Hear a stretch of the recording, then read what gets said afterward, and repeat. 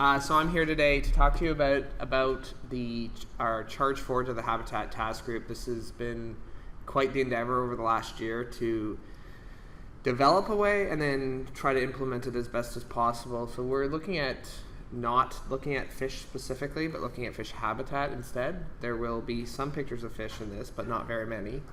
So we have to try to compile all of the knowledge out there, if it be from scientific literature down to an expert opinion, which is a guess, and somehow compile that into priority areas in which we can apply management actions. So that's been what's been charged to the Habitat Task Group, and this is our first kick at it. About a week ago, I was able to produce our first run of it to show that it actually works. So this is a hot off the presses presentation. So the priority management area exercise for us stems from 2014 Council Lake Committee's environmental principles. The premise of the CLC's approach is that sustainable fisheries can occur across the basin if functional habitats are protected or improved in each lake through systematic, adaptive, cumulative, and collaborative approach that accommodates fisheries value in decisions to act on manageable anthropogenic stresses. Wow. So that's what our task was. So the very first thing we did was go through and highlight all the key words, which have been highlighted here. So this is what we focused on. Functional habitats, protect and improve. The approach needs to be systematic, adaptive, cumulative, and collaborative. We need to accommodate fisheries value, and they have to be on manageable actions. What that has translated into for us is the development and maintenance of a list of key functional habitats, and then using those key functional habitats to prioritize areas. And this activity is in support of the Lake Erie Management Plan, as well as LEC the Lake Erie Committee Environmental Objectives. So I'm starting to use a lot of jargon, functional habitats, priority management areas, so we need to define those first of all. So functional habitats in this case are defined as connected habitats that fit the desired fish species use throughout their life phase. So in a juvenile life phase, it might be a coastal wetland. Adult might use the lake, but all of those habitats form that fish's functional habitat throughout its life. From that, we have to define these priority management areas. So these priority management areas have those values that we previously discussed, with manageable actions that can increase production of desired fish species. So in this case, we're using production, a definition of production to mean abundance, not necessarily connected to growth specifically, but the two are highly related anyways. So the Habitat Task Group created this schematic of how we were going to tackle this problem. So in the top part here, these pyramids, this is what the work of the defining functional habitats and identifying potential remedial actions that can occur. So these become the manageable actions. So in last spring, we through the Habitat Task Group and all the other task groups, we worked on defining what the functional habitats was. That was our very first action. Then from the remainder of the year, we completed this in January and maybe early February. We defined limiting components within those habitats that would limit fish production, whether or not those were being impeded or not, again, from that anthropogenic standpoint, and then potential remedial actions that we could do on the landscape that would increase fish production, if applicable. So what that looks like, I know it's really small, but welcome to my world, is we have a functional database now. It's a single spreadsheet that defines functional habitats all the way down to remedial actions. Cleo and I send this back and forth. We lovingly refer to it as the monster.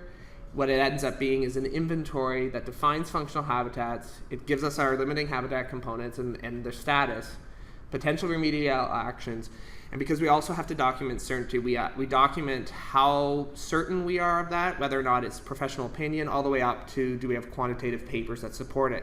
We're also trying to create a library of that quantitative information as we do this exercise. Currently, the reason we call it the monster is it's 2,400 rows long and 25 columns wide. So this is the amount of information we're collecting. It's quite large.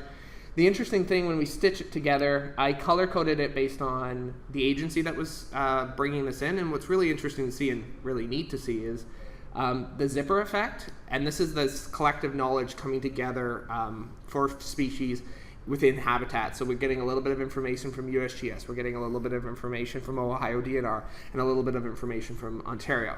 We're stitching that information together. So that was pretty cool to see as we moved forward. The next step, the full step, was to create prioritization criteria. So this was done in two approaches, taking the CLC principles, as previously illustrated in that statement, as well as surveying the LEC. To get that fisheries value priorities. So with the CLC principles, we know protection has to be greater than restoration, which is greater than enhancement. They have to be manageable. We have to account for the uncertainty, which we captured in our data sheet. And it has to be based on the best information available and that expert judgment, again, captured in our in the data collection process, but applied here. On top of this, we had to get that fisheries value, so this is where we surveyed the LEC. So we would ask some questions, and I'm pretty sure I heard a lot of groans from the LEC when I asked them this, because it was hard and very tangible. So we said, if I gave you $100, how would you spread that $100 out over the fish listed in the fish community goals and objectives? So it's not just give me your rank. How would you actually spend that $100? So we created this spreadsheet that wouldn't allow them to spend more than $100, and then they had to work through it. What ended up happening is 26 out of that $100 would have been spent on yellow perch, another 26 on walleye, and then about $1 apparently on all of the forage fish species. So this gave us a continuous variable of a value for the desired fish species. We had to create a way to score this, so we asked a couple other questions from the LEC, that being, how should we prioritize? So should habitat projects be prioritized based on the species they benefit? They agreed with that statement. And then the habitat projects that benefit multiple species, should those take priority over single species action based on that priority? The response here was neutral.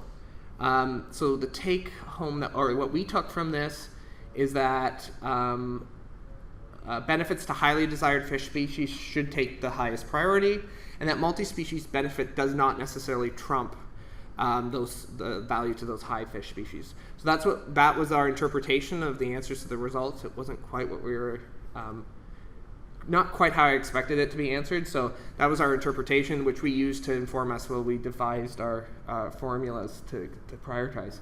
The final question we asked, again, we used that $100.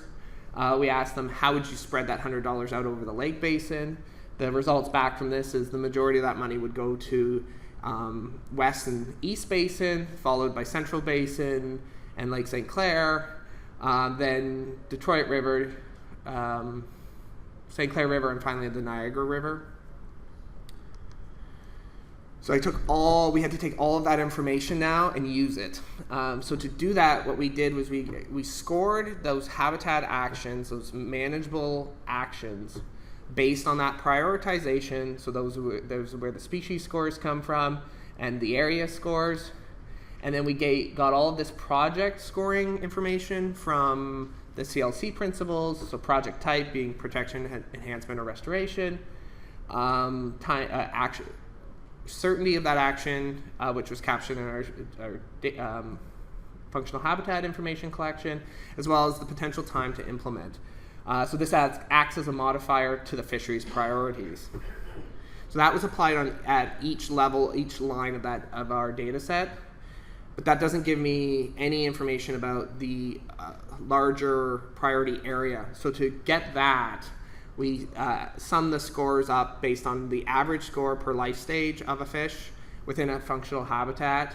And this gave us our priority management scores, which creates that systematic way of evaluating and prioritizing.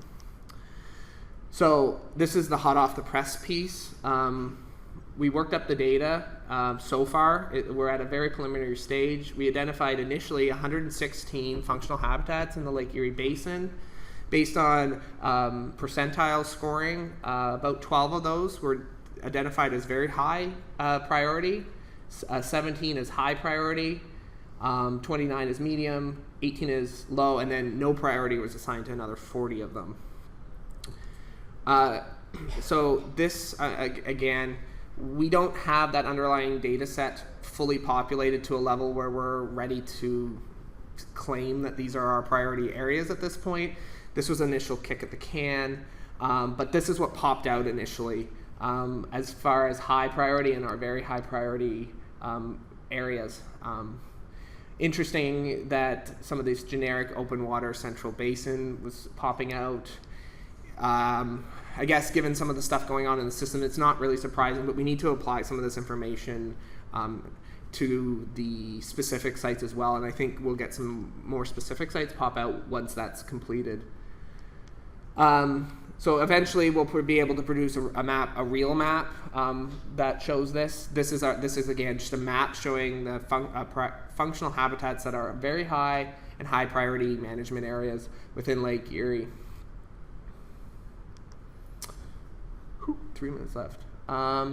So where we're at right now, we consider this proof of concept. Our scoring worked.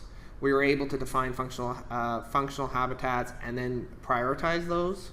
But we need to, there's some areas that haven't been fully completed. We need to finish that and finish our comprehensive completion of that underlying data set, which will increase the size of that data set or the monster. And we should be able to produce that first PMA list, and probably about this time. I would suspect we'll be in a good spot by this time next year to be solid on that. Interesting thing as we move through this PMA process is we're starting to identify other areas that this data collection can be used for. So Habitat Task Group is linking this data set to being able to also identify gaps in our knowledge, which is intimately linked to PMA. It's the flip side. Here's what we know, here's what we don't know. So we've linked it to our strategic research direction, and as we populate this, we'll develop our strategic research direction from that, or at least what we propose as strategic research direction. With the adaptive approach, it's quite easy to take this data set that we've compiled and at an agency level apply whatever your priority on area and species is to adapt it to within your jurisdiction. And then the really interesting thing is we're able to create state of knowledge statements to support habitat projects and also research, which is pretty neat. So for instance, we for the Detroit River for muskie, we can make statements like, the Detroit River is identified as functional habitat for all muskie life stages. There's a very high certainty that the river provides functional habitat for adult and spawning life stages, and the other life stages, egg development, larval, and juvenile, are considered to have high certainty. So this could support a muskie project in the system. There's a couple other examples here, but they're also in our report, so I direct you to that to look more in detail.